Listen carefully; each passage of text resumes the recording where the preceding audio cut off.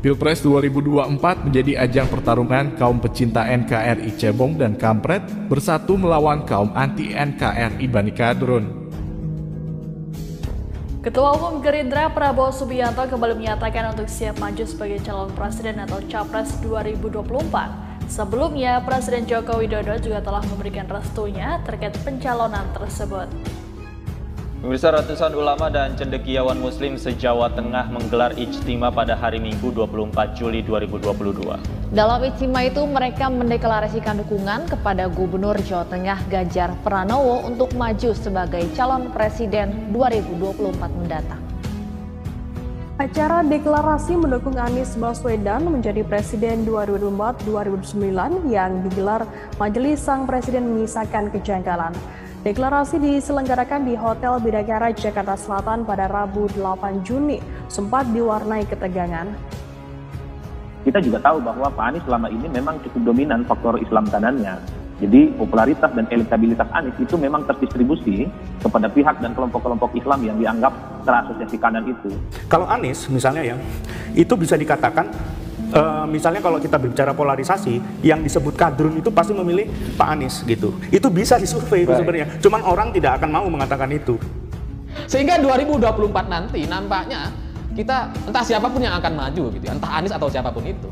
Nampaknya emang nggak akan ada yang memakai jasa Rizik dan kawan-kawan lagi. Karena udah terbukti gitu. Terbukti gagal.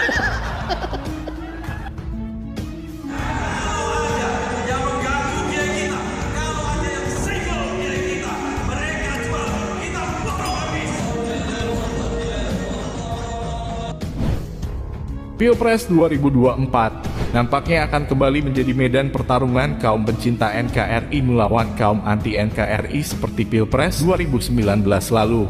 Perbedaannya, jika dalam Pilpres 2019 selalu cebong sebagai kaum pecinta NKRI, harus berjuang sendirian melawan kampret yang sedang hilaf karena mau ditunggangi kaum anti-NKRI Bhani Kadrun. Maka pada Pilpres 2024 nanti, cebong dan kampret akan bersatu dan siap menggulung habis kaum anti-NKRI Bhani Kadrun yang sangat berambisi ingin menguasai negeri ini. Memang sudah seharusnya cebong dan kampret harus bersatu pada Pilpres 2024 nanti, sebab jika kejadian pada Pilpres 2019 kembali berulang, di mana kampret berhasil ditunggangi kaum anti-NKRI Bhani Kadrun, maka akan sangat berbahaya bagi keberlangsungan negara kesatuan Republik Indonesia.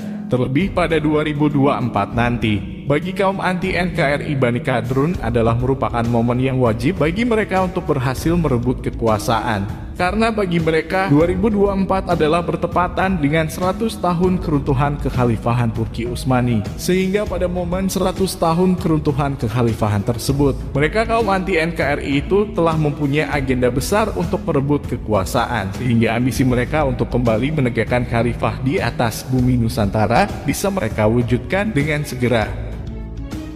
Yakin Islam akan bangkit? Baik. Pertanyaannya, kapan Islam akan bangkit? Orang lupa bahwa 2024 itu adalah 100 tahun, 1 abad perubahan sekularisme. Abad kejayaan Islam sebelum kita siapa? Turki Utsmani. Sepakat kalau kita katakan Turki Utsmani? Sepakat? Bu, sepakat Bu? Sepakat. Turki Utsmani berakhir di tahun berapa? 1924. Maka kalau Turki Ottoman runtuh pada tahun 1924, maka 100 tahun kemudian mudah-mudahan akan lahir pemimpin baru. Kira-kira tahun berapa? 2024 kemungkinan akan lahir khilafah Islamiyah. Yakin 5 tahun lagi? Insya Allah. Dan itu diperjuangkan mulai dari tahun ini. Artinya Indonesia harus punya presiden yang baru. 2024 merupakan momen 100 tahun runtuhnya kekhalifahan Turki Utsmani dan kaum anti-NKRI Bhani Kadrun jelas telah menyiapkan agenda besar untuk merebut kekuasaan demi memuluskan ambisinya untuk kembali menegakkan khilafah yang telah runtuh tersebut. Dan kita semua tahu untuk menegakkan kembali tegaknya khilafah, mereka sudah pasti akan menghancurkan terlebih dahulu negara kita Republik Indonesia yang telah didirikan dengan darah dan nyawa oleh para pejuang serta ulama-ulama kita. Kita semua bangsa Indonesia juga tahu siapa calon presiden yang akan ditunggangi dan diantarkan oleh mereka untuk merebut kekuasaan di negeri ini nantinya. Dan untuk saat ini, Anies Baswedan adalah sosok satu-satunya yang bisa mereka tunggangi. Setelah sebelumnya sosok yang mereka puja-puja di Pilpres 2019 Prabowo Subianto telah bergabung bersama pemerintah untuk membangun negara bersama-sama. Kampret yang dulu pernah tersesat ke jalan yang salah bersama Bani Kadrun, kini mereka pun sudah sadar dan kembali ke jalan yang benar. Maka siapapun calon presidennya nanti, baik itu Ganjar Pranowo maupun Prabowo Subianto, bagi kita bangsa Indonesia itu bukanlah suatu masalah. Karena yang terpenting bagi bangsa Indonesia yang cinta akan tanah airnya, capres tersebut bukanlah sosok yang menjadi tunggangan dan alatnya Bani Kadrun untuk menjalankan ambisinya menegakkan khilafah dengan cara menghancurkan negara kita tercinta. Dan sekuat apapun Anies Baswedan ingin membersihkan namanya serta berusaha keluar dari lingkaran mereka, kenyataannya mereka kaum anti-NKRI Bani Kadrun terus mendukung dan terus menempel kepada Anies Baswedan karena memang hanya dialah satu-satunya harapan serta satu-satunya yang bisa dijadikan kuda tunggangan kaum anti-NKRI tersebut untuk merebut kekuasaan. Sehingga apa yang mereka cita-citakan, yaitu menegakkan kembali khilafah, bisa mereka wujudkan. Bagaimana Pak Anies sejak Pilkada Jakarta sampai sekarang agak sulit untuk dilepaskan dalam konteks ini. Makanya kalau ini diibaratkan, sekalipun Pak Anies sudah berusaha sekeras mungkin ingin menjauh dari kelompok-kelompok Islam yang kanan ini, mereka tetap nempel ke Pak Anies macam gurita itu. Ini ibarat ayam kehilang induknya. Ketika Pak Anies mencoba untuk semakin jauh, mereka semakin mendekat untuk terus menjadi bagian dari politiknya Pak Anies. Ya. Kalau Anies misalnya ya, itu bisa dikatakan misalnya kalau kita berbicara polarisasi, yang disebut kadrun itu pasti memilih Pak Anies gitu. Itu bisa disurvei itu sebenarnya. Cuman orang tidak akan mau mengatakan itu. Satu sisi memang Anies itu didukung oleh kelompok-kelompok kanan ini, tapi saat bersamaan kalau ingin menjauhkan diri belum tentu mau mereka itu dijauhkan. Makanya dalam terminologi politik ini yang mungkin disebut dengan free rider, kelompok-kelompok penunggang politik yang sebenarnya secara tidak langsung ingin mendukung Anies tapi merugikan citra Anies. Sakit hatinya banyak orang dan kengerian akan peristiwa itu menjadi trauma sebagian besar bangsa Indonesia supaya tidak terulang. Mengajak dan menghimbau rakyat Indonesia, khususnya umat Islam, untuk mewujudkan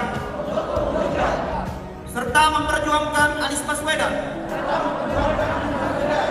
Anies yang mana sih? Oh, yang dulu jadi gubernur karena politik ayat dan mayat itu ya. Itulah yang akan diingat sampai mati oleh banyak orang. Dan stigma itu melekat banget di Anies meski dia pengen cuci tangan sebersih-bersihnya. Sebersih apapun cuci tangan yang dilakukan Anies Baswedan untuk membersihkan namanya dari stigma bahwa dia bukan bagian dari gerombolan sampah negara itu. Noda yang telah ia torehkan sendiri di Pilkada DKI 2017 lalu tidak akan pernah bisa hilang dari ingatan bangsa Indonesia bahwa dia memang bagian dari gerombolan sampah negara itu sendiri. Kita sebagai bangsa Indonesia yang masih waras otaknya, yang masih dijaga oleh Yang Maha Kuasa, sehingga tidak tertular virus berbahaya yang telah menjangkiti mereka para perusak agama dan bangsa. Mari bersatu padu melawan mereka, supaya negeri ini tidak dikuasai oleh gerombolan sampah yang sangat berbahaya bagi keutuhan bangsa dan negara.